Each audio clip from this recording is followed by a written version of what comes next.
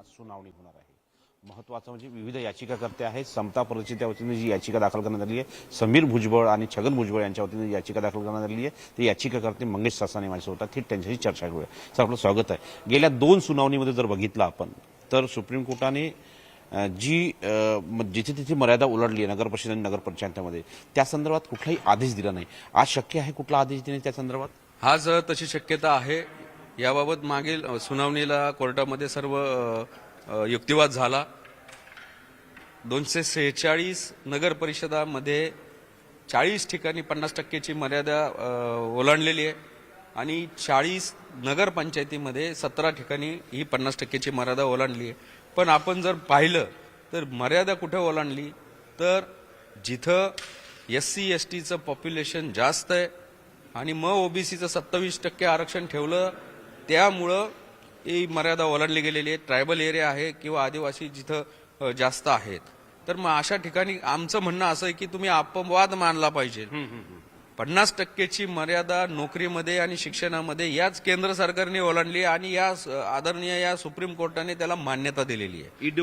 EWSच्या प्रकरणामध्ये 15/6/16/6 ज्यावेळेस घटनेमध्ये ही कलमं टाकली गेली, आर्थिक निकषावर आरक्षण दिलं गेलं, त्यावेळेस तो खटला सुप्रीम कोर्टात गेला आणि सुप्रीम कोर्टाच्या घटनापीठाने 50%ची मर्यादा ओलांडल्याचं मान्य केलंय, अपहोल्ड केलं ते EWSचं आरक्षण. ती घटना दुरुस्ती त्यांनी वैध ठरवली. त्यामुळं आदरणीय कोर्टाने आमच्या या राजकीय आरक्षण संदर्भामध्ये ओबीसीचं 27% आरक्षण अशा अपवादात्मक ठिकाणी कायम राखावं, जरी 50%ची मर्यादा ओलांडली तरी, असं आमचं आज कोर्टाला आमचं म्हणणं असेल. नाही, साधारणतः जर बघितलं तर बांठिया कमिशनने एक रिपोर्ट दिला होता, ट्रिपल टेस्टच्या संदर्भात उल्लेख केला होता. त्या संदर्भातला जो अहवाल आहे तो अहवाल आपल्याला मान्य आहे का? तो जर अहवाल मान्य कोर्टाला जर मान्य आहे का या संदर्भात, आणि तो जर अहवाल मान्य झाला तर ओबीसीना फायदा होईल का? नाही, बाठिया कमिशनचा अहवाल मुळामध्ये ट्रिपल टेस्ट इम्पेरिकल डाटा त्यांनी स्वतः जमा करायचा होता. त्यांनी काय केलंय, त्यांनी राज्य सरकारला सांगितलं की आमच्याकडे आकडेवारी नाही, तुम्ही आकडेवारी द्या. आणि मग राज्य सरकारने UDIS, पवित्र पोर्टल, सरळ जे शिक्षणाचे ऍडमिशनचे मुलांचा जो डाटा असतो तो, नॅशनल सॅम्पल सर्वे जे सॅम्पल सर्वेचे डाटा आहेत तो डाटा घेतला, ते डाटा सेट घेतले आणि त्याच्यावरनं अंदाज ठरवला. ग्रामपंचायतचा डाटा घेतला असं म्हणता येईल? ग्रामपंचायतचा घेतला, महानगरपालिकेच्या शाळेचं जे हजेरीचं रजिस्टरचे जो डाटा असतो तो घेतला. सर्वात महत्वाचं त्यांनी मुख्यतः ते रिलाय कशावर राहिले तर वोटर लिस्ट, म्हणजे तुमच्या वोटर लिस्ट घेतल्या आणि त्याच्यावरनं जातीची आकडेवारी ठरवली. मुळामध्ये वोटर लिस्टमध्ये जात दर्शवलेली असते का? नसती. आणि हे सगळं करून बाठिया कमिशन एक अंदाज काढलाय की महाराष्ट्रात 38% ओबीसी आहेत. ऑब्जेक्शनेबल गोष्ट अशी आहे, ज्या ठाणे जिल्ह्यामध्ये आगरी, कोळी, कराडी ह्या ओबीसीचं एवढं मोठं पॉप्युलेशन आहे, त्या ठाण्यामध्ये फक्त 10% ओबीसी असं बाठिया कमिशन म्हणतंय. म्हणजे असे अनेक मी तुम्हाला उदाहरणं दाखवू शकतो त्या रिपोर्ट मधले की त्यांनी हे सगळं मोगम केलेलं आहे. आणि आमचं आरक्षण जे पहिल्यांदा 56,000 जागा मिळायच्या, आता त्या 33,800 जागा कमी केल्यात बाठिया कमिशनने. म्हणजे निम्म आरक्षण आमचं कमी केलं. आम्ही कसं मान्य करणार आहे?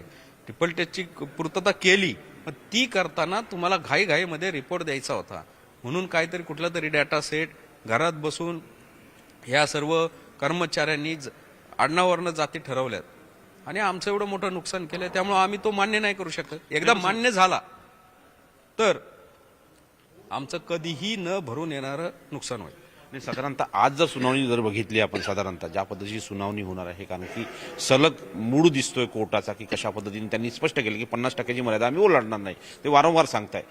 तर अशा वेळ ओबीसीला नुकसान व्हावं नाही म्हणून तुमचे काय पाऊल टाकाल तुम्ही? आमचं म्हणणं असं असेल की जिथं ब्रीच होतोय तिथं एक्सेप्शन समजा आणि मग नंतर सविस्तर याच्यावर सुनावणी घ्या. या संदर्भामध्ये कुठला न्यायालयीन निर्णय अडचण ठरत असेल किंवा त्याच्यामुळे पुढे जाता येत नसेल तर लार्जर बेंच कॉन्स्टिट्यूट करा. म्हणजे सुप्रीम कोर्टात जसं म्हटलेलं आहे की त्या काल सुनावणी जर आम्हाला कुठल्या एखाद्या घटकावरती अन्याय होत असेल तर असं वाटत असेल तर आम्ही हा विषय लार्जेस्ट बेंचकडे घेऊन जाऊ आणि त्याच्या आधारावरती निर्णय देऊ असं त्यांनी स्पष्ट सांगितलं आहे. पण महत्त्वाचं म्हणजे आता ज्या नगर परिषद आणि नगर परिषदेच्या सुनावणी आहेत त्यात ओबीसी आरक्षण जे आता ठरलेलं आहे ते टिकून राहावं यासाठी काही उपाययोजना तुम्ही मागणार आहात का? नाही, या संदर्भामध्ये कोर्ट ठरवेल.